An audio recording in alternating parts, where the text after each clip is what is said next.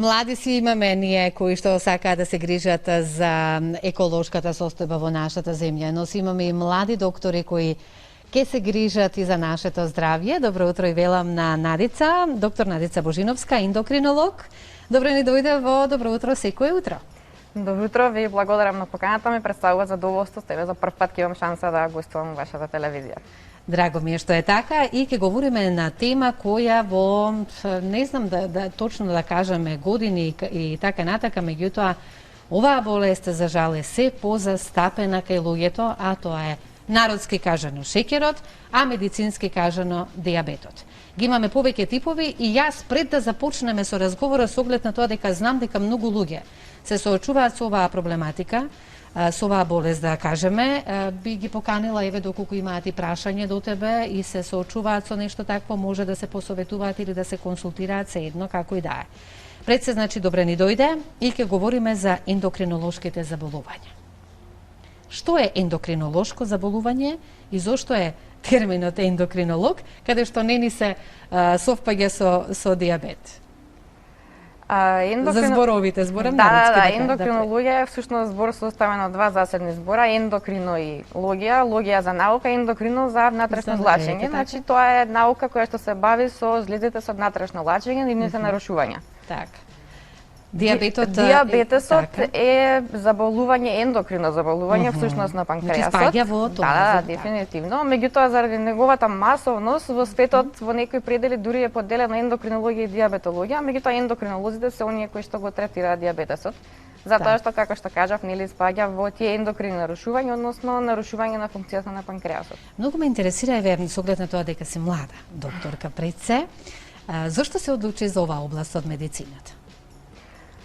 Па јас се запишав на медицински факултет со некои сосема други замисли и конкретно ме интересираше психијатријата многу, меѓутоа како што течеше факултетот, имав задоволство да работам со мојата професорка менторка, професорката Миленковиќ, верувам повеќето ја знаат, која што некако полека ме воведе во светот на ендокринологијата и особено дијабетесот и некако едноставно се пронајдов себе си во таа работа. Така, ајде сега да говориме за дијабетесот. Колку што јас секако имам познавање и соочување со луѓе кои што се ја имаат оваа проблематика, значи постојат повеќе типови на дијабетес. Ајде од кој тип да започнеме, од оној што е да кажеме,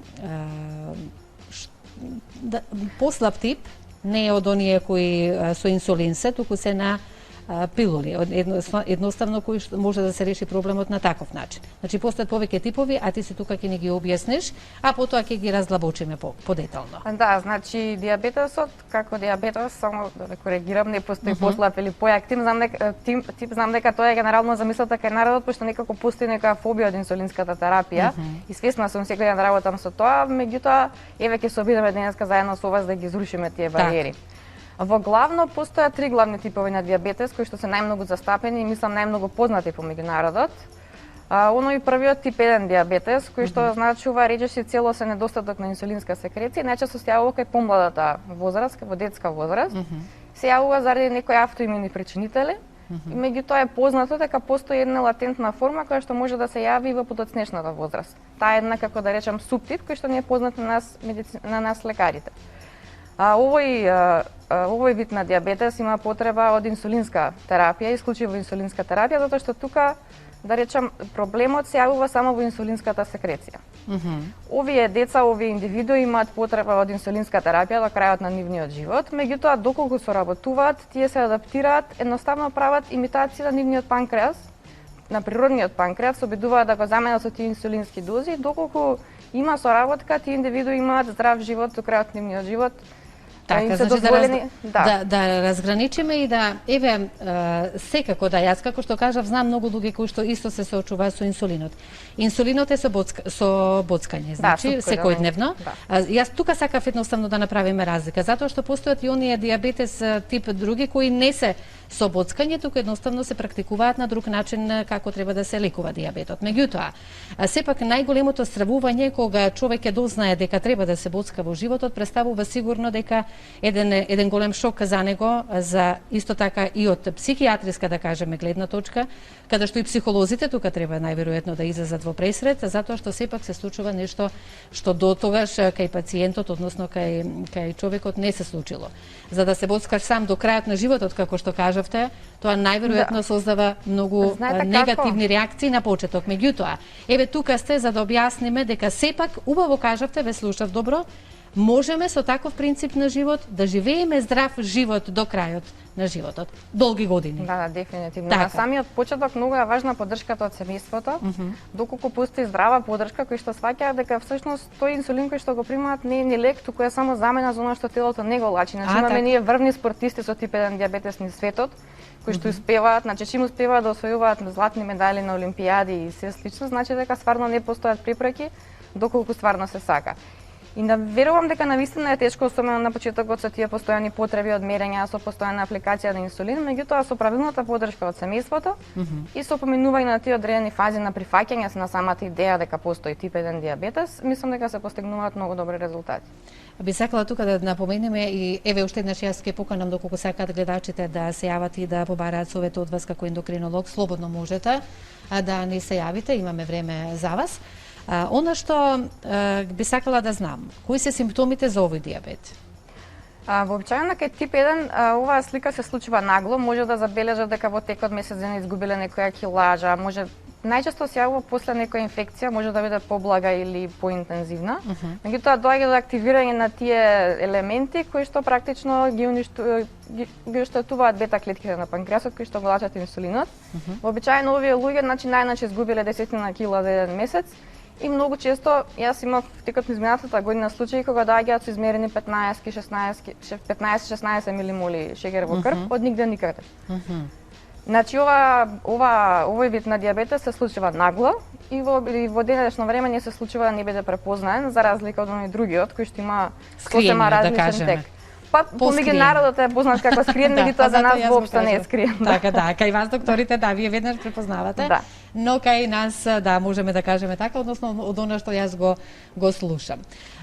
Значи, за овој тип на дијабет имаме гледач, па ќе го вклучиме да видиме што е она што би сакал да се консултира со вас. Добро утро. Ало, добро утро, Слободанка. Добро утро, Лиле, повелете. Поздравам вас и да поздравам почитуваната докторка. Повелете. Би сакала едно прашање до докторката, бидејќи е ендокринолог, јас живеам во моето семејство е мојата мајка. Со 86 години, она веќе 10 години е со глибедал.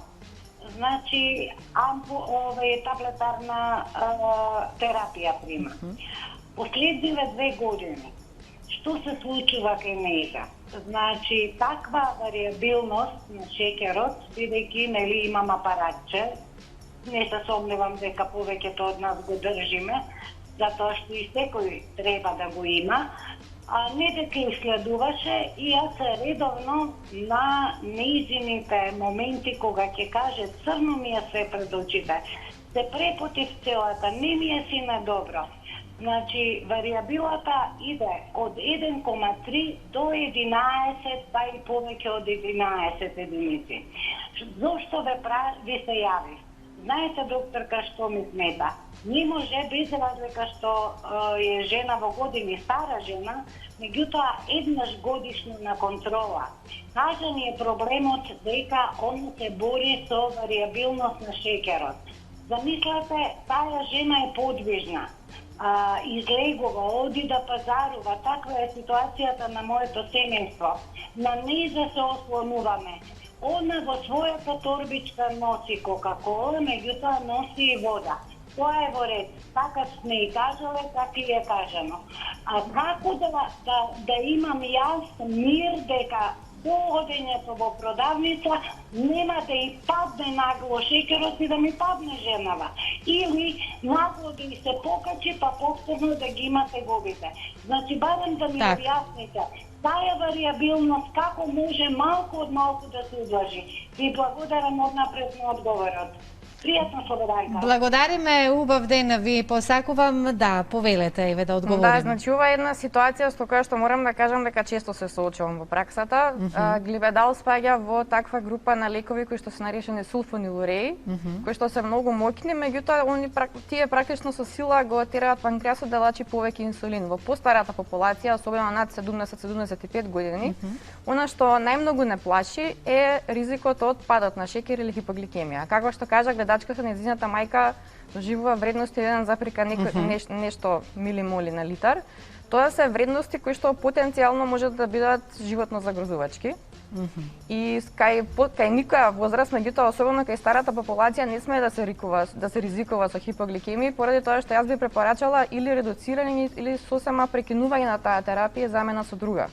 Затоа што во денешно време имаме поголема палета на лекови каде што може да се каде што може да се избегнат овие хипогликемии. Така да јас би ви препорачала да побрзате со промената на лекот, да не чекате многу, да не дојде до поголеми компликации. Да, затоа што 1,8-9 е нависина ниска вредност. Така. И животно загрозувачка. Јас се надевам дека овој совет ќе допре до Лиле. Ке подразмислат со оглед на тоа дека вие како доктор најдобро си знаете и она што го кажавте како одговор, да, доколку се замени терапијата, најверојатно и нема да има толку многу проблеми за да се соочува и со ваков страв, господине. Таа вариабилност, само извинете, не спомнав, се должи за тоа што кога ќе падне толку ниско шеќерот во крвта, телото се бори за да остане во живот, да го крени. Затоа е таа вариабилност. Значи не е потребно да направиме некоја рамна линија кај господјот. Добро, благодариме. Одиме понатаму со следен гледач. Добро утро. Добро утро, драга моја. Добро утро, повелете. Јас би сакала да прашам докторката. Синоќа нагло ми падна притисокот 90 со 54, а иначе ми варира. Толку ми се смути во главата, само што не падна. Дали е тоа пореметување во организмот или па е нешто од времето, така вика сега, се од времето ми е.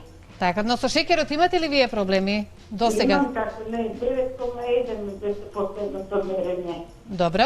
На гладно или тој тромесечниот шеќер? На гладно. А терапија пиете? Пијам гликоваш за бајливет. Добра, а тромесечниот кога сте го направиле последен пат? Пролетта го направив, кога се више тромесечниот 6,1. Добро. Вака, во однос на притисокот, доколку земате антихипертензивна терапија, потребно е да се консултирате со кардиолог. Во меѓувреме би препорачала редовно да внесувате течности. А во однос на самиот диабетес, откако ние ќе поставиме диагноза за диабетес, главна алатка за следење на тоа како е третиран, каков е диабетесот, ние е тој тромесечниот шеќер или гликозиран хемоглобин А1C, кај вас чим тој бил 6 нешто, значи дека ви е одличен. Метформинот е еден одличен лек кој што не дава хипогликемија, неутрален во однос на тоа. Оние моментални вредности 9, 8, 7, 6 со одсечни вредности во текот на денот, да, може да се сменат 20 до 100 пати. Значи, не се тие толку значени, доколку нели во текот на денот постојано не мери 10-ки, 20-ки. Тоа веќе не. Меѓутоа една одсечна вредност од 9 не е воопшто алармантно. Да, кога е, значи, ајде сега кога веќе дојдовме кај алармот, кога е најалармантно покачувањето на шеќерот или кога треба, еве и дури вие споменавте дека може и да се смени терапија. Значи постојат луѓе кои примаат терапија, но еве се соочуваат со страв дека можеби нешто повторно ќе се случи затоа што постојат некои варијации. Што конкретно треба како ваш совет еве до сите оние кои примаат терапија, можеби треба еве во кој момент треба да ја промена терапијата? Значи, ако забележуваат повеќе пати во текот на недела, две, дека пример како господјата прва што се јави, дека имаат одредени варијации. Значи, ако се случи еднаш хипогликемија, може да е грешка на самиот човек, може да не јадел. Значи, меѓутоа ако се случи 2-3 пати неделно, тоа е веќе аларм. Затоа што ниските гликемиски вредности се прво многу непријатни, второ кажавме може да бидат летални и поентата е тоа што како што организмот старее или кај повозрастна над 70 се намалува нивото на метаболизам и најчесто не им треба повеќе терапија, кај многу од нив дури и се крати. Тоа се должи на самиот процес, да речам, на старење на клетките. И многу често, јас и вчера конкретно имав исто на 70 нешто пациентка, исто со вакви хипогликемии, јас сменивме терапијата.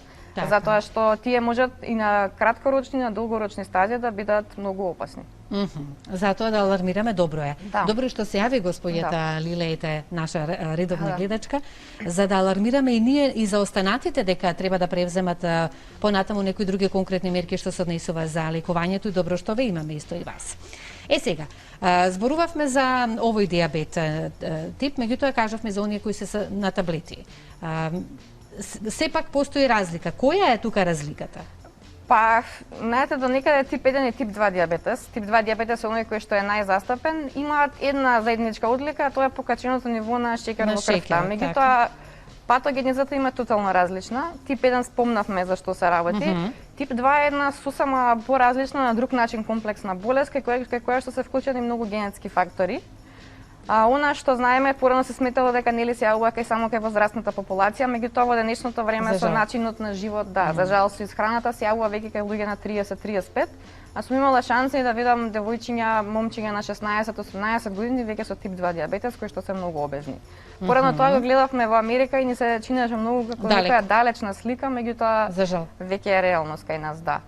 И советот кој би бил од ваша страна?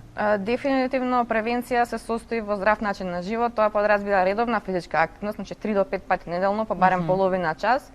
Внимание во исхрана. Значи јас знам дека се многу лесно достапни оние хамбургери, тостови, меѓутоа на секојдневна база. Тоа е високо процесирана, висококалорична, мрсна храна која што со тек на времето убиец, храна убиец. Дали добро се изразив? Веројатно, да. Имаме гледач, па ќе го вклучиме да видиме еве што е она што би сакал да се посоветува. Добро утро. Добро утро. Повелете. Поздрав за емисијата. Благодарам, поздрав. Да, имам едно прашање за докторката. Секако. Јас по некоја случајно сама на себе почувствував комено во телото и направив за тромесечно ниво за шеќерот, бидејќи во сите анализи шеќерот беше во ред, но според видот, бидејќи многу често диоптријата ми се менува, се посомневав, се покажа 6,2. Значи јас се консултирав со матичниот доктор, ми рече дека нема потреба од терапија. Јас набавив апаратче, меѓутоа има разлики, иако во исхраната го испали белиот хлеб, јаглените хидрати, кои што нели кажуваат дека се тие една од причината кои што ги качува шеќерот и така натаму. Но во последен момент, да речеме поготово навечер, почувствувам многу често, иако белиот хлеб го испрли, шпагетите, да речеме сите јаглени хидрати, ми се заматува видот. Ја осеќам сува устата, ми се лепи, но не ми бара организмот вода. Сега, јас го мерам шеќерот на секој 2 часа после јадење, што е нормално да биде покачен, така? Меѓутоа, се случува и некогаш и да не спаѓа шеќерот, да се стои на тоа, да речеме, 8-ка, 9-ка, понекогаш и 10-ка, знаеш да се качи, што докторот ми вели дека тоа не е ништо страшно, тоа е нормално после јадење. Меѓутоа, јас по самиот вид почувствувам дека не е како што оди. Само кажете ми, дали ви беше направено и тестот со глукоза оптеретување на 2 часа или само на гладно би бе мерен? Бидејќи короната, нели, како што е сега во моментот, нели, не ми препорача да се шетам по болниците и така натаму, тој тест го немам направено. Добро. Ви благодариме. Вака, гликозираниот хемоглобин во принцип не се препорачува за утврдување на диагноза во мнозинството лаборатории во светот. За утврдување на диагноза дали некој има здрави гликемиски вредности, дали има фаза на предиабетес, што ја викаме, или тип 2 диабетес, се користи оралниот глукоза толеранс тест. Тоа е еден тест кој што многу лесно се изведува, меѓу народот е познат како тест за скриен шеќер. Че се зема венска крв на 0 минути, се оптеретува индивидуата со 75 грама глукоза и точно после 2 часа повторно се зема крв. И веќе го знаеме конечниот резултат. Да, значи затоа што вредностите на гладно се уредни доколку се до 5-6. Се што измеѓу 5-6 и 7, односно 6-9 се смета за почетно нарушување или предиабетес, е над 7 диабетес. Така. После оние 2 часа со оптеретување, доколку вредностите се до 7-8, се сметаат за уредни. Од 7-8 до 11 повторно на фаза на предиабетес, мислам дека тука спаѓа и пациентката како што ги кажуваше 9-10. Над 11 веќе тип 2 диабетес. Самиот гликозиран хемоглобин кој што го направила пациентката исто така кажува на предиабетес. Јас сепак би советувала во првата можност која ќе има да го направи тој тест, чисто да знае со сигурност каде е, затоа што Така добиваме приказ како се справува телото со гликемијата на гладно и во како кој кога е тип на оптеретено. дијабет спаѓаме, така?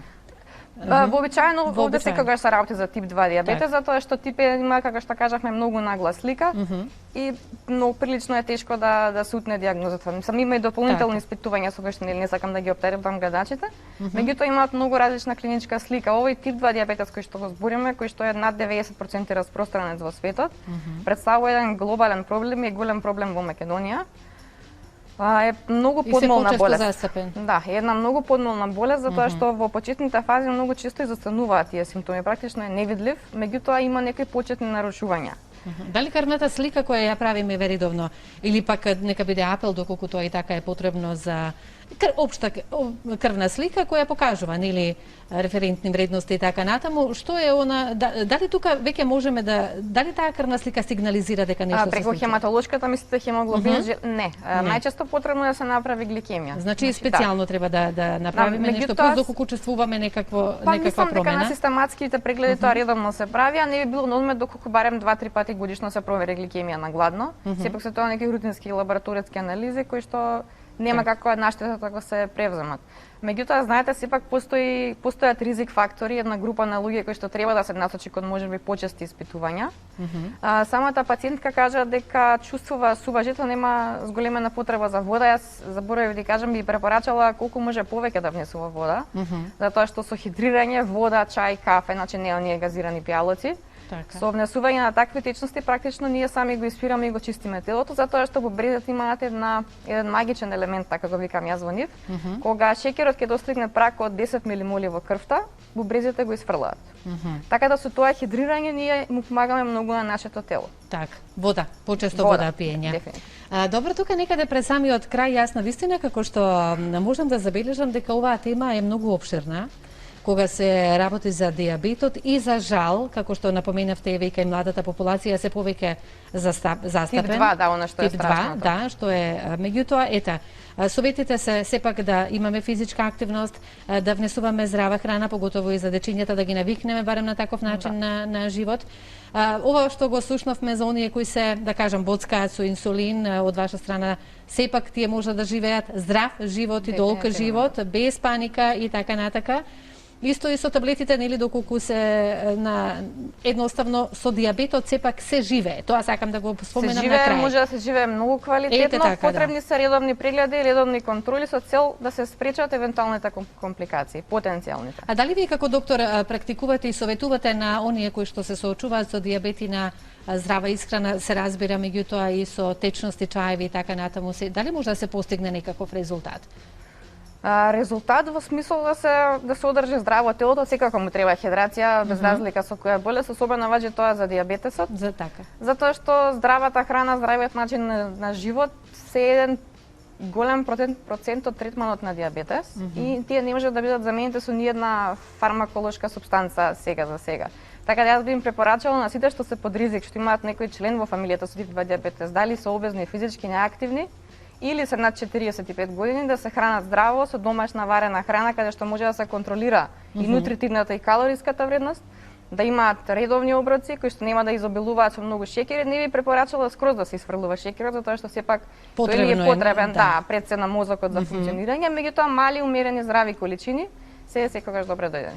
Што значи дека сепак и покрај дијабетот што го има се почесто за жал, меѓутоа можеме да се бориме со него и да си живееме нормален, да кажам, живот. Можеме и треба. Го прифатиме тоа. Треба и се надеваме вака со вакви емисии дека ќе зголемиме свесноста кај народот дека можеме заедно да се бориме, меѓутоа тие мора да доаѓаат кај нас со цел тимски да настапиме. Многу ви благодарам што одвоивте време ова утро да ви имаме во нашето студио и баш ми е драго.